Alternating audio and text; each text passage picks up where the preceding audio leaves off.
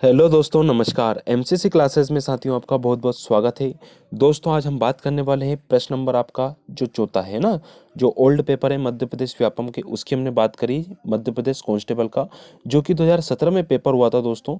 वो हम देखने वाले हैं। ये शिफ्ट है आपकी सेकंड शिफ्ट। तो आइए स्टार्ट करते हैं। लेटेस्ट अपडेट के साथ हम पढ़ने वाले हैं दोस्तों, ठीक है। और चलिए बात करते हैं दोस्तों। अगर आप वीडियो देखते हैं तो प्लीज़ लाइक ज़रूर किया करें, है ना, ताकि हमको भी थोड़ा बहुत मोटिवेट मिले जैसे कि आपको मिल रहा है, ठीक है। चलिए बात करते हैं। सबसे पहले सांची स्तूप का निर्माण किसने करवाया? तो जो सांची स्तूप का निर्माण करवाया भैया, वो करवाया अशोक ने, सम्राट अशोक ने, ठीक है।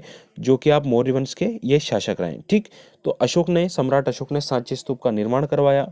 एक चीज ये। दूसरी बात करें, सांची जो स्तूप है वो किस जिले में पड़ता है? तो वो पड़ता है मेरे दोस्तों रायसेन जिले में। कहाँ पड़ता है? रायसेन जिले में।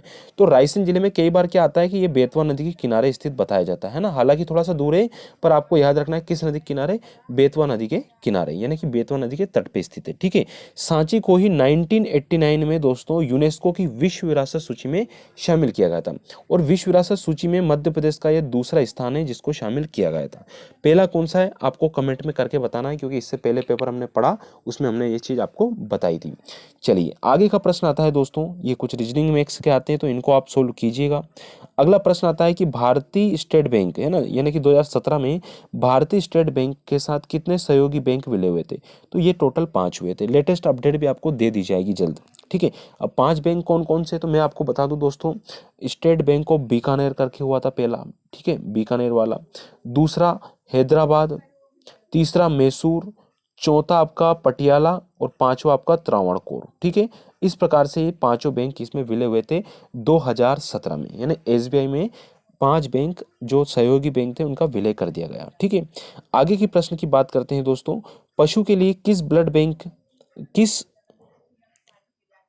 पशु के लिए एक ब्लड बैंक लॉन्च करने वाला पहला राज्य कौन सा बना? तो यह बना दोस्तों हमारा उड़ीसा राज्य। कौन सा बना दोस्तों? उड़ीसा। अब मैं बात करूंगा, मैं इससे पहले आपको बता चुका हूं कि उड़ीसा की राजधानी क्या पड़ती है, यहाँ के राज्यपाल कौन है, मुख्यमंत्री कौन है, ये आप हमें कमेंट में बताइए, ठीक है। हम आगे चलते हैं, आगे की बात करते हैं दोस्तों। दोस्तों जैसा कि मैं आपको बताता हूं हर बार, यह है आपका परीक्षा ऐप दोस्तों। डिस्क्रिप्शन में मैंने लिंक दे रखा है।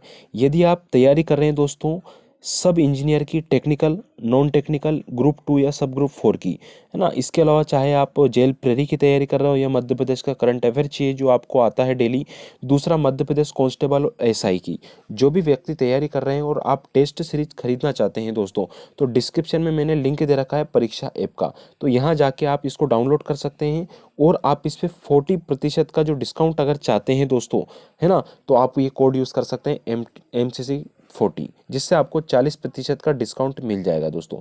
तो एक बार जरूर आप इसको लगाएं, आपके लिए अच्छा रहेगा। आगे की हम बात करते हैं दोस्तों। अगला प्रश्न आता है कि पोखरण में पहले नाभिकीय विस्फोट के साथ साथ निम्न में से कौन सा वैज्ञानिक संबंधित है? तो राजा रमन्ना, ये आपको याद रखना है। जो किससे रिलेटेड है दोस्तों आपके, ये आपका जो पोखरण में जो नाभिकीय विस्फोट अपन ने किया था, है ना, उसी से रिलेटेड राजा रमन्ना। एक चीज तो ये हो गई दोस्तों, ठीक है। दूसरी हम बात करेंगे राजस्थान राज्य की राजधानी, सीएम और वहाँ के मुख्य न्यायाधीश कौन है, कमेंट में आंसर दीजिएगा। सिनेमा में भारत का सर्वोच्च पुरस्कार कौन सा है? तो अपन सब जानते हैं दोस्तों, है ना, पिछले वाले लेक्चर में हमने पढ़ा था दादा साहब फाल्के पुरस्कार। यह सिनेमा के उसमें सबसे ऊंचा या सबसे बड़ा पुरस्कार हम कह सकते हैं। आपको मैं बता चुका हूं कि ये इसकी स्थापना 1969 में की थी दोस्तों, ठीक है। और इसके तहत दोस्तों कितने लाख रुपए मिलते हैं? तो 10 लाख रुपए की राशि मिलती है, ठीक है। दूसरी बात करें 2019 में जो मिला है वो अमिताभ बच्चन को मिला है, ठीक है। दूसरी बात करूंगा मैं, पहली बार जो मिला था वो देविका रानी को मिला था। किसको मिला था दोस्तों? देविका रानी को मिला था, है ना। अमिताभ बच्चन से पहले विनोद खन्ना को भी यह पुरस्कार मिल चुका है। और अमिताभ बच्चन को जो मिला है 66 वाला, यानी 66वें नंबर का इनको पुरस्कार दिया गया है, ठीक है। आगे की बात करते हैं दोस्तों कि तानसेन संगीत समारोह कहाँ आयोजित किया जाता है? तो ये भी हम देख चुके हैं दोस्तों। तो ये जो तानसेन संगीत समारोह किया जाता है वो ग्वालियर में किया जाता है। अच्छा, आपसे भी मैं प्रश्न पूछूंगा दोस्तों, जैसा कि आपने कमेंट किया था, मेरे को ध्यान नहीं रहा, अब आपको ऑप्शन नहीं बताया जाएगा, ठीक है। आप प्रश्न कीजिएगा, उसके बाद मैं आपको सॉल्यूशन बताऊंगा डिटेल के साथ, ठीक है। तो ये आपको तानसेन संगीत समारोह कहाँ आयोजित होता है? ग्वालियर में होता है। ग्वालियर कहाँ पड़ता है दोस्तों? ये आप जानते हैं ग्वालियर संभाग में ही पड़ता है ग्वालियर, ठीक है। आगे की मैं बात करूंगा दोस्तों। यह सम्मान 4 दिनों तक चलता है, ठीक है। और जो लेटेस्ट तानसेन सम्मान जो सम्मानित किया गया वो पंडित विद्याधर व्यास को किया गया। किसको किया गया? पंडित विद्याधर व्यास को दिया गया, है ना। इस संगीत के महान जो पुरोधा तानसेन को श्रद्धांजलि देने के लिए दोस्तों ये तानसेन सम्मान का हर वर्ष आयोजन किया जाता है ग्वालियर के बेहट में। ठीक है, अगला प्रश्न आता है दोस्तों, आपको आंसर देना है, अगर आप दे सकते हैं। ठीक है, चलिए पहला प्रश्न आता है कि कुडनकुलम नाभिकी विद्युत परियोजना देश में स्थित है। तो नाभिकी जो कुडनकुलम परियोजना नाभिकी विद्युत परियोजना है कहाँ स्थित है दोस्तों? पहले आप अपना आंसर दे दीजिए, उसके बाद मैं आपको डिटेल के साथ इस चीज़ को बताने वाला हूँ। तो मेरे ख्याल से आपने आंसर दे दिया होगा दोस्तों। ठीक है, ये आपका टेस्ट ही समझ लीजिएगा। तो तमिलनाडु है दोस्तों। कहाँ है? तमिलनाडु। ठीक है, आंसर देख भी लेते हैं, ये तमिलनाडु मिल जाएगा। दूसरी बात करूँ, ये सन 2002 में हुआ था। पहली चीज़ तो आपको ये याद रखना है। ठीक है, और चालू कब स्टार्ट, मतलब निर्माण कार्य 2002 में स्टार्ट हुआ था, और ये जो चालू हुआ वो 13 जुलाई 2013 को हुआ था। कब हुआ था दोस्तों? 13 जुलाई 2013 को। कहाँ पड़ता है? तमिलनाडु पड़ता है, जिसकी राजधानी आपकी चेन्नई है। अगला प्रश्न आता है दोस्तों, इसका आंसर भी आप दीजिएगा, बाकी कुछ मैथ्स के क्वेश्चन है। ठीक है, प्रश्न आता है दोस्तों कि भाकड़ नाकल जो बांध है किस नदी पे निर्मित है? जल्दी से बता दो दोस्तों भैया, है ना।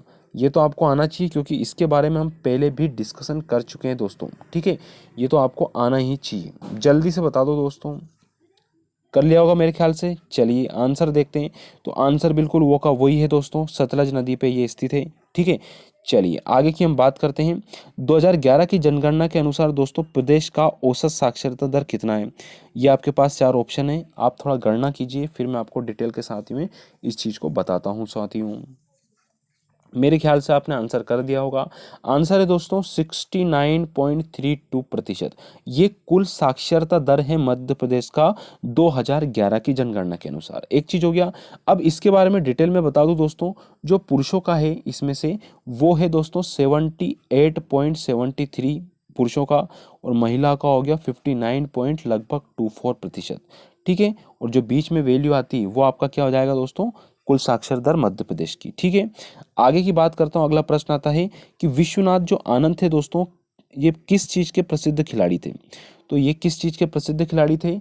तो आंसर आपको चारों में से एक मिल ही जाएगा। तो आपको पता होगा दोस्तों, ये थे शतरंज के। किसके थे दोस्तों? शतरंज के। अभी मैं बात करता हूँ विश्वनाथ आनंद को दोस्तों, राजीव गांधी खेल रत्न पुरस्कार से सबसे पहले सम्मानित किया गया था। कब किया गया था? 1991-92 में। ठीक है, शतरंज के ये खिलाड़ी हो गए। दूसरी मैं बात करूँ दोस्तों, 2020 में जो सम्मानित किया गया 5 लोगों को, नाम बता देता हूं मैं एकदम से। पहला है रोहित शर्मा जो कि क्रिकेट से हैं। ठीक है, दूसरा है मेरियाना पन कुछ करके है दोस्तों, है ना। चलो मेरियाना याद रख लेना। अगला है मनिका बत्रा। ठीक है, मनिका बत्रा। एक विनेश फोगाट है। ठीक है, और एक हॉकी की है दोस्तों खिलाड़ी, है ना, वो उसको आप देख लीजिएगा, उनका नाम भी कुछ रानी रामपाल दोस्तों, रानी रामपाल। ठीक है, और एक ये था इनका मरियानाप्पा। ठीक है, ये 5 नाम है जिनको ये पुरस्कार दिया गया। इस प्रकार टोटल 2020 के भी जोड़ दी जाए तो टोटल 43 खिलाड़ी ऐसे हैं जिनको राजीव गांधी खेल रत्न पुरस्कार से सम्मानित किया गया दोस्तों। और इस बार की राशि 25 लाख की सुना रही है दोस्तों, तो आप उसको अपडेट कर लीजिएगा। फिर आता है मालवा क्षेत्र में सबसे महत्वपूर्ण शहर, मैं बता दिया दोस्तों, सॉरी, उज्जैन और इंदौर शहर है मालवा क्षेत्र के सबसे बड़े या अच्छे शहर। ठीक है, चलिए आगे की मैं बात करूं, राज्यपाल का कार्यकाल कितने समय का होता है? तो दोस्तों ये होता है कितने वर्ष का? जल्दी से आप देख लिया है तो ये होता है 5 वर्ष का, है ना। थोड़ा सा मेरे को प्रैक्टिस की जरूरत रहेगी, आगे की आपको इस प्रकार की शिकायत नहीं आएगी दोस्तों। और वर्तमान में हमारे राज्यपाल कौन है मध्य प्रदेश की? आनंदीबेन पटेल। शब्द ड्यूज किस शब्द से रिलेटेड है? तो टेनिस से रिलेटेड है, ये आपको याद रखना है। ठीक है, और मैंने मनिका बत्रा आपको बताया है वो टेबल टेनिस से थी, ना कि टेनिस से। फिर आता है होम रूल लीग की स्थापना किनके द्वारा की गई? तो ये की गई थी दोस्तों एनी बेसेंट के द्वारा। कब की गई थी? 1916 में की गई थी, ये आपको याद रखना है। ठीक है, और साथ में थे बाल गंगाधर तिलक। ठीक है, ये भी आपको यहाँ पे होम रूल लीग की स्थापना दोस्तों बाल गंगाधर तिलक ने की थी। किसने की थी? बाल गंगाधर तिलक ने और एनी बेसेंट ने। ठीक है, तो एनी बेसेंट के सहयोग से की थी, ये आपको याद रखना है। ठीक है, दोनों इसके आंसर बन रहे हैं यहाँ पे। ठीक है, अब मैं आपको बता दूं होम रूल लीग की स्थापना 1916 में की गई थी। पहली बात तो कहाँ की गई थी? पुणे में की गई थी, ये आपको याद होगा, है ना। पुणे में ये 2 प्रकार का प्रश्न बनता है, मैं आपको क्लियर कर दूं, है ना, यहाँ पे स्पष्ट किया नहीं गया कि जो पुणे में की थी दोस्तों वो की थी बाल गंगाधर तिलक ने, पुणे महाराष्ट्र। ठीक है, और जो मद्रास में की गई थी वो की थी एनी बेसेंट ने। ठीक है, हालांकि क्लियर नहीं दिया पर आपको ये चीज याद रखना है, इसका आंसर इन्होंने एनी बेसेंट माना है।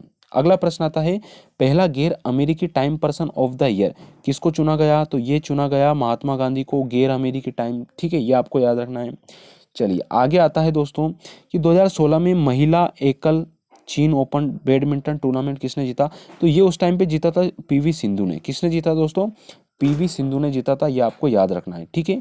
अभी हाल ही में पीवी सिंधु का ऐसा सुना रहा दोस्तों कुछ शायद संन्यास वगैरह इन्होंने ट्वीट करके किया था कुछ, है ना, तो आप थोड़ा इसको अपडेट में रखिएगा, ठीक।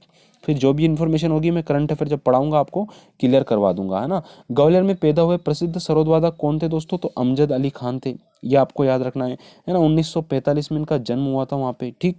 दूसरी बात करूँ 1991 की बात है दोस्तों, इनको भारत सरकार द्वारा पद्म भूषण पुरस्कार भी दिया जा चुका है। इसका आंसर आपको बताना है दोस्तों। प्रश्न 2016 में समुद्र में असाधारण शौर्य के लिए अंतर्राष्ट्रीय समुद्र संगठन का पुरस्कार किसको दिया गया था? इसका आंसर आपको करना है, 4 ऑप्शन दे रखे, ठीक है। मैं आपको बता देता हूँ, कप्तान राधिका मेनन को किया गया था। मैं सोच रहा हूँ इसकी लाइव क्लास लेके आऊँ आपके लिए, ठीक है, ताकि आपके साथ साथ आंसर भी हो जाए और जो मैं डिटेल है वो भी आपको थोड़ा क्लियर करवा सकूँ। तो बहुत जल्द आपके लिए मैं लाइव क्लास लाऊंगा जो पुराने पेपर है उनकी। आगे प्रश्न आता है कि उच्चतम न्यायालय के मूल अधिकार के क्षेत्र में क्या है दोस्तों?